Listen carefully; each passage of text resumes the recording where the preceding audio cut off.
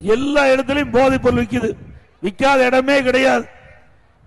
எல்லா இடத்திலையும் போதைப் பொருள் தாராளமா கிடைக்குது. எது கிடைக்குதா இல்லையா, போதைப் பொருள் எல்லா பக்கம் கிடைக்குது. இதனால் மாணவர்கள், இளைஞர்கள், பொதுமக்கள் கஞ்சாவுக்கு அடிமையாகி சீரழியக்கூடிய நிலை தமிழகத்தில் ஏற்பட்டிருக்குது. இந்த ஆட்சி ஏற்பட்ட ஒரே ஆண்டில் இந்த போதைப் பொருள் விற்பனை தொடங்குச்சு. அப்போதான் நான் சட்டமன்றத்தில் பேசினேன், முதலமைச்சருடைய கவனத்திற்கு கொண்டு சென்றேன். தமிழகத்தில் போதைப் பொருள் விற்பனை தொடங்கப்பட்டு விட்டது, அதை நிறுத்துங்கள், இல்லாவிட்டால் தமிழ்நாடு சீரழிந்து விடும் என்று எச்சரிக்கை கொடுத்தோம். அதெல்லாம் அவர்கள் அலட்சியப்படுத்தி விட்டார்கள். அதனால இன்றைக்கு தமிழகத்தில் கடுமையாக மாணவர்கள், பொதுமக்கள் கடுமையாக பாதிச்சிருக்காங்க இந்த போதைப் பொருளால.